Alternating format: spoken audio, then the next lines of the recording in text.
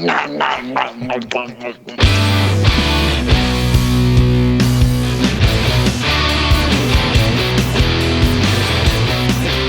back to Iron Rage, the show where John Romano, Lee Priest, and I vent our frustrations with the world. Today I'm here exclusively with Lee Priest, and the topic of the show is going to be Lee's top 5 stories from Venice Gold's Gym, if he can remember them. He's got a little Alzheimer's. I was going to say, thanks for the heads up on what we're talking about today. Top 5 stories. I don't fucking remember any. I said the only one I can remember was the one I told you that one time about the guy that wanted to squat with me, and we left him under the bar on the Smith machine because he wanted to go too heavy, and it came crashing down on him. So we walked away. Mike, your blonde, and I walked away and left him under the bar of 7 plates aside. But I don't remember too many there at Gold's. What's Mental Hamster, Lee, all about? What's that shirt you're wearing? That's my friend Aaron Lambo's company in London, England, over in the UK. Makes clothing and supplements and that. So makes those good pre-workouts that sends you fucking nutty, because I think there's stuff in there that shouldn't be in there. Oh, really? Now, is the term mental hamster, does that have some kind of connotation? No, because a lot of companies are like all hardcore alpha this, and everything's like hardcore names. So we just figured, fuck what a hardcore name, let's go something different. Mental Hamster. I like it. You know, it's just something different. I would have liked, when we went to the zoo over there, I saw a mongoose. I think Mental Mongoose might have been a better name. So that's a good name. Yeah, you can use that if you want. I gave it to you.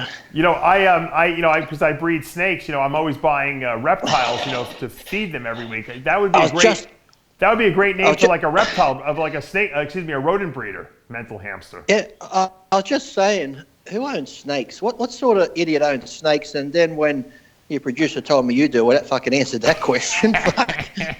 You know, you guys in Australia. What's a snake do, Dave? Do you sit there and go, here, snakey, go get my slippers, go get the paper? What's a fucking snake do? You're trying to compensate? You're compensating for something else, aren't you? You were collecting Superman paraphernalia, right? Oh, but look, that just hangs on the wall. Oh, so my snakes hang in the snake racks downstairs. Oh, but you got to feed them. You got to keep the temperature right. You got to do all that shit. Yeah, but it's look fun. At my snake. They move. Your paraphernalia doesn't move around. Yeah. But it's not a pet. It's a fucking object. A snake's a fucking pet. But you collect it nonetheless, right? Oh, what, you collect snakes and just sit there on a rock like this? What's that little wind-up toy you got back there on the wall? Hold on, the snake moved, look. Oh, fucking, what a snake. Oh, he wants a cricket, give him the cricket. Fucking snake, what the fuck's that? I sell them, I make money. Although I probably spend more money than I sell them for. It'd be okay if you had like the big anacondas and you feed fucking kids to them or something and watch them fucking choke the kid and fucking swallow it. That'd be fucking good. I have Burmese pythons. They're pretty big. All right, let's get back to your stories. Look, I've heard a lot of stories from you. You probably don't remember them. I got to maybe jar your memory a little bit. But there's tons of stories about me. I used to go online and think to myself, I'd read all these stories. Look what Lee Priest has done. I'm thinking to myself, fuck, this Lee Priest guy's got an exciting life. Then I think to myself, wait a minute, they're talking about me. And it's not even half the shit I did, but I used to live vicariously through the rumors about me that I used to read online. Yeah, that's true. Let me ask you a question. You've dated a lot of good-looking girls over the years. When you first came to Gold's Venice, who was the first, celebrity girlfriend you had out there, like in our industry? Laurie Donnelly. Right. Now, you're a very shy guy. How did you even start talking to her? What was the move you made to to hook up with her? Oh, thanks for making me sound sleazy, Dave. I actually did a photo shoot with Irving Gilbert. Irving Gilbert were doing a photo shoot for Muscle Mag at the cover of it.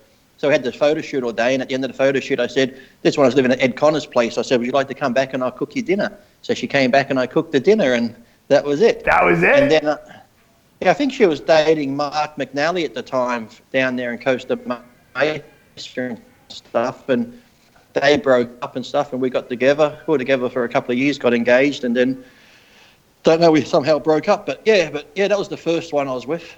You were like brother and sister, you guys. You guys looked alike. That's nice, thank you, Dave. There was nothing there like that, right? Nothing like. Yeah, we used to sit there and play the banjos on the fucking veranda at night time. Like Deliverance. Yeah, that's great. Used to make it squeal like a pig over the log every night.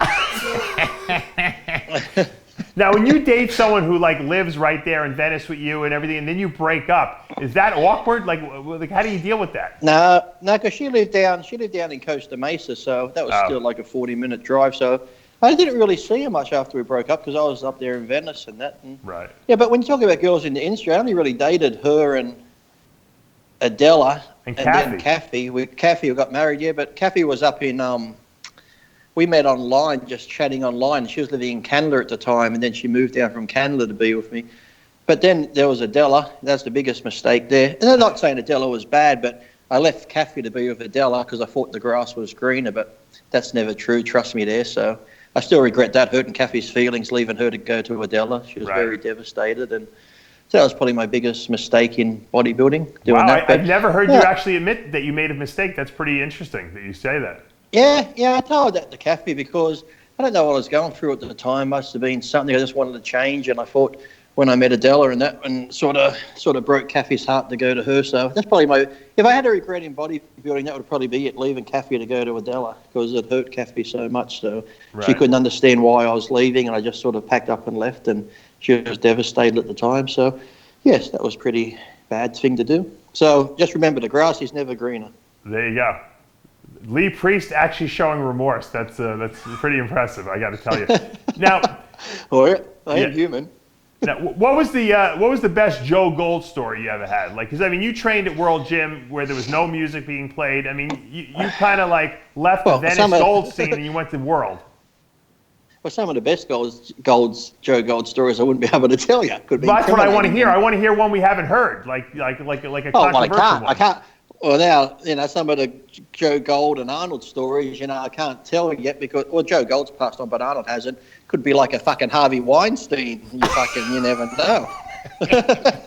That's scandalous, huh? But I do remember feeling sorry for this one guy that came in to sell gym equipment one day. Because, Joe Gold made all his own equipment, so he never really cared about other equipment. So this salesman come in, and I was on the balcony out there.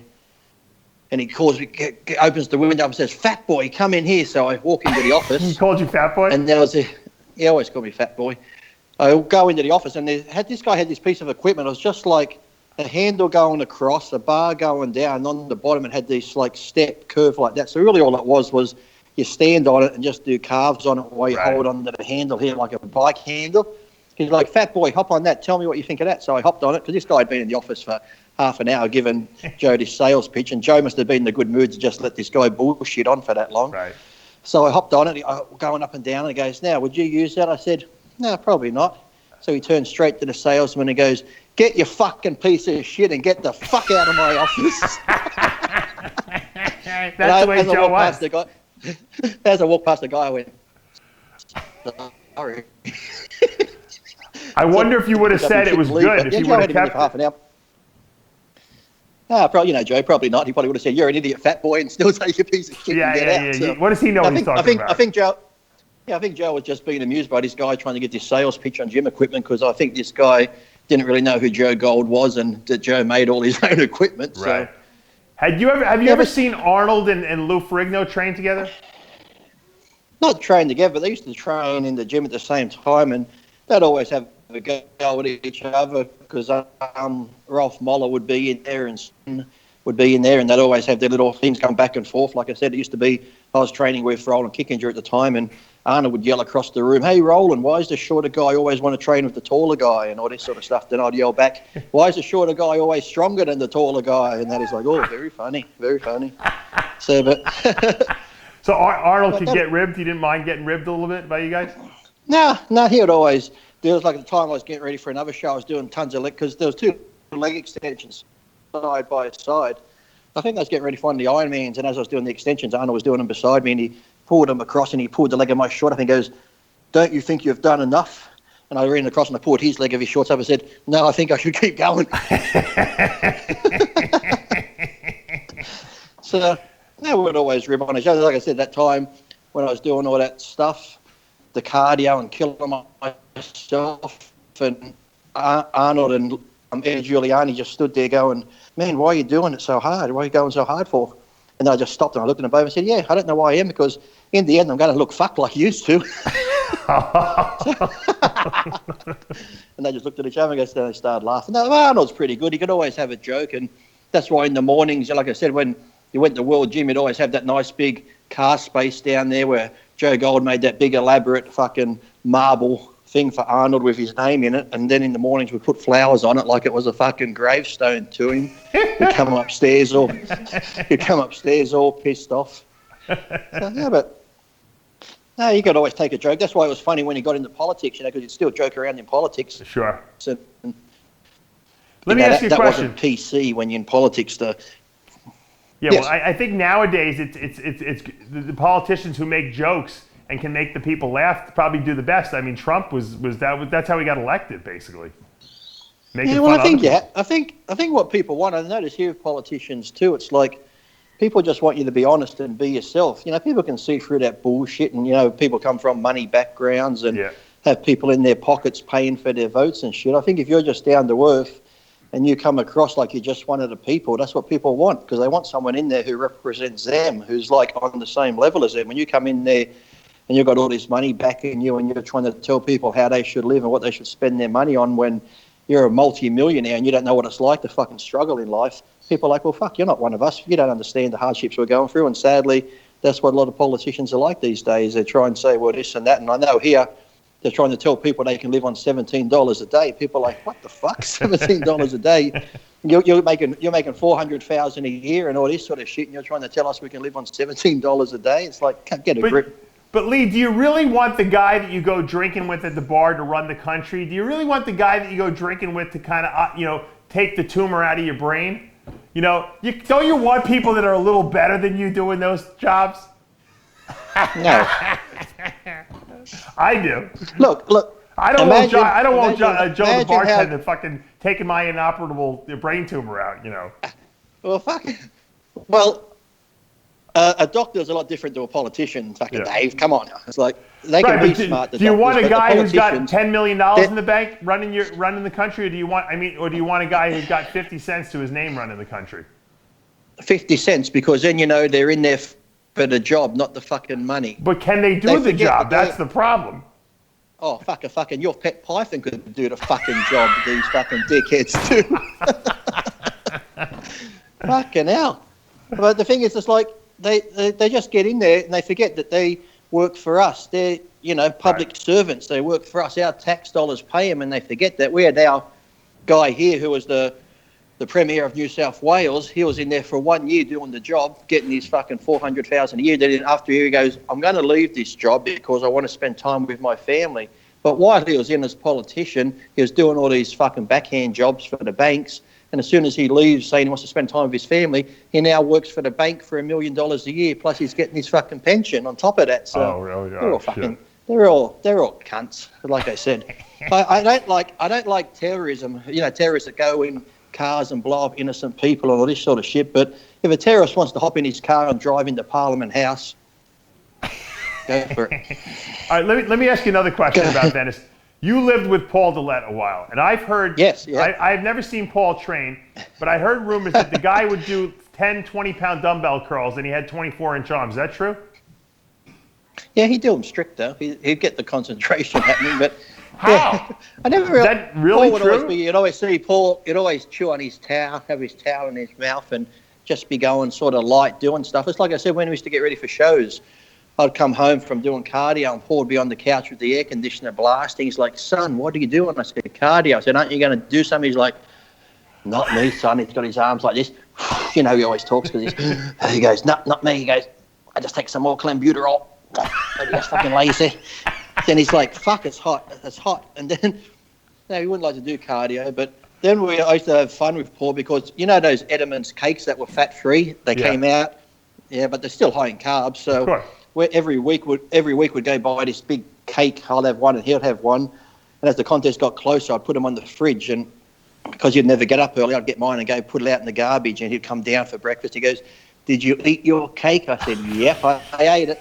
He's like, well, I better eat mine. So he'd go eat his fucking cake. I'm like, yes, I'll get him at the fucking Olympia. Yeah, but he was always ripped, the guy. He was always in shape.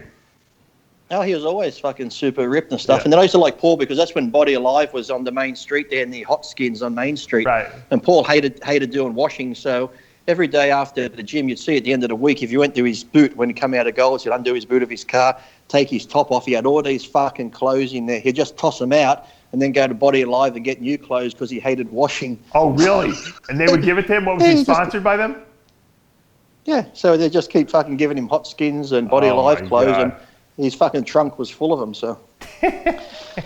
But then you'd always tell jokes too. I remember the time I'd always laugh because you'd always tell, today's you'd call them racist jokes, but back then they were just jokes that made you laugh because you'd tell jokes about everyone. Right. I remember one time he was telling a black joke. I said, Paul, but aren't you? Because I think the joke was something about something nigger, and then I said, Paul, I said, that's strange you're using that word. He goes, listen, son, I'm not a nigger. He goes, I'm Canadian.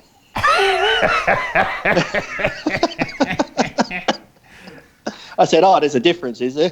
Yes. So if you want to know, black Canadians and black Americans are totally different. So that's from Paul. How did you guys even wind up rooming together? How did that come about? I think something happened and Paul got in trouble with his wife and left his wife, and then his other mates wouldn't take him in. Chris or them wouldn't take him in, so I ended up taking him in. I remember even, I think Melvin did an article once when Melvin turned pro. He had no money and stuff, and I helped Melvin out. Melvin come to my place, and I give him heaps of food and supplements to help him through his bodybuilding in the beginning there. He even did an article on that. So all you people that think I'm racist, see, I help the brothers out. Black out. Yeah, you've had a lot of roommates over the years.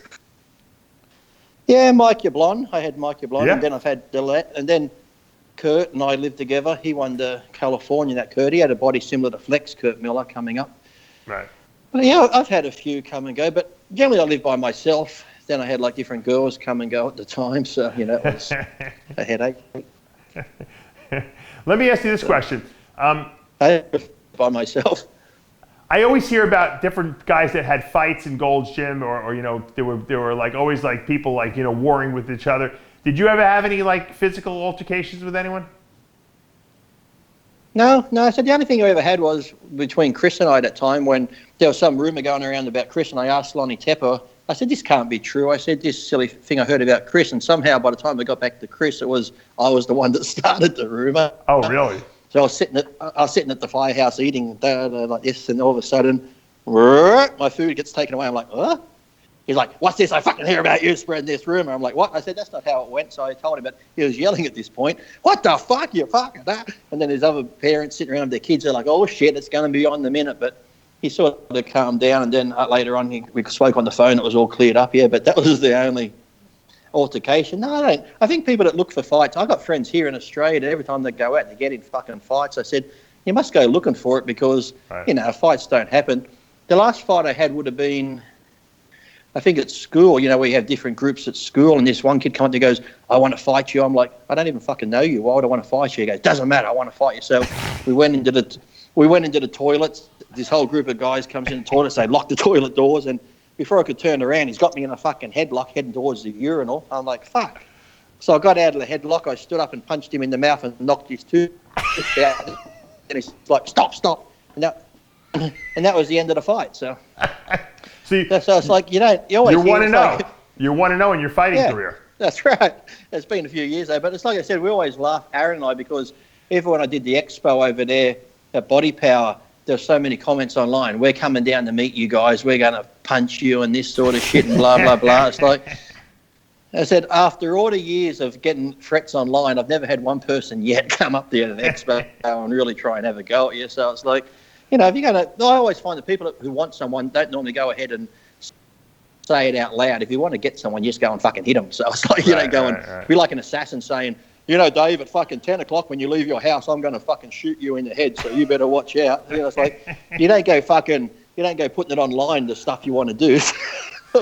That's true, yeah. You really wouldn't want to telegraph what you're going to do to someone. That's kind of pretty stupid. No, and it's bad as like suicide is too. You see all these people like, I'm feeling down today, I'm going to kill myself and blah, blah, blah, blah.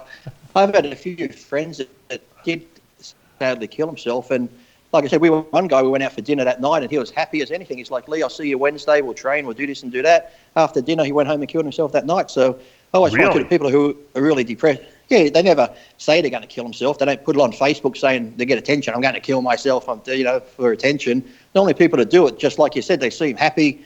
Like you'll see them tomorrow, and the next thing, sadly, they kill themselves. So, it's a lot of attention seekers out there. Gotcha. What do you miss most? And now, public service, if you're having feelings of depression or suicidal thoughts, call Lifeline. Every time they do a news story about suicide on TV, they always say that. If you or your friends are, call 131 000 and call, actually, 131 000 is the, I think that's where you call in and dob someone into the police, so don't call that number. Lee, final story of the day. What would, if you had to say one thing that you missed most about Venice goals, living there and living that lifestyle, what would you say it is? I'd say World Gym. Because like I said, after Joe Gold passed away, that's when I moved to Texas. But I used to just love going there in the morning because I said you'd have Eddie Giuliani, Zabo would be there doing his fucking abs for fucking 6 hours. I mean, I've never seen Zabo was always known for his abs, and it's true because he'd get on that ab bench and he'd be there. I could start my workout, and when I finished my workout 2 hours later, he'd still be fucking doing abs like this. I'm thinking, fucking hell. And then you had Chuck. Do you remember Chuck, the older guy that used to help Joe Gold? He'd been in forget his last name, but he'd been in over 40 Western movies overseas and all that sort of stuff. And I said, just that whole crew there in the morning was great. Then Arnold would come in and you'd have Lou come in and all those people. So I think I missed that the most. And like I said, then just hanging out with Joe, because I tell you what, Joe was a fucking mad ass when he drove his car because he was in the wheelchair, he had his car set up. He always had the V8s, fucking Jeeps and all that, SRT8s. He'd have the hand control. And he'd get on it. Fucking, you're going down the road like a fucking loon. Fucking driving with Joe Gold was like taking your fucking life in your hand, especially when he's fucking zooming through he's driving through Inglewood to his fucking warehouse like he's just done a fucking drive-by. You'd fucking think you're going to be shot. Would he carry a gun with him? I don't think he ever did. He just fucking drove like a lunatic. And like I said, back in those days when I used to travel with Joe Gold on the airlines, because he was in the wheelchair, then they'd have to get put on the chair, and he was always so nice. And he's a good-looking man, Joe Gold. He used to do those Mae West shows back in the day and all that. Sure. So on the airlines, the flight attendants seemed to pay special attention to him. So Joe Gold would even have him do up his belt. And you're like, oh, very careful where you're going with your hands there, love, and that. So, Joe Gold was almost... He was like the Harvey Weinstein in the gym, Joe Gold. I went there with my girlfriend back in the 90s. He was hitting on her, and he was in the wheelchair then. He would have been like, see you later, and it would have been, you're beautiful, darling. Yeah, exactly. That's exactly what he said. He'd always be like, you're beautiful. But like I said, but the sad thing is, back in those days, you could actually just have fun and joke to someone about you're beautiful and that. But these days, I'm sure, like I said, rape is bad and stuff, but I'm sure even some of this Harvey Weinstein stuff, back in the day, the women probably agreed to it and stuff, but now they're like, well, wait a minute, I can get money out of this now. And I can't understand how some of these women that said he raped them in the first film they did went on and did another 4 or 5 films with him. So what was your career and money was more important. So, and all these people that knew about it, everyone's always heard of the casting couch in Hollywood and stuff like that. So now you see all these women coming out, he did this to me and did that to me. And like I said, if you're in a position of power like he was, okay, you might have a woman come in and you say, look, if you want this leading role, you've got to suck my dick.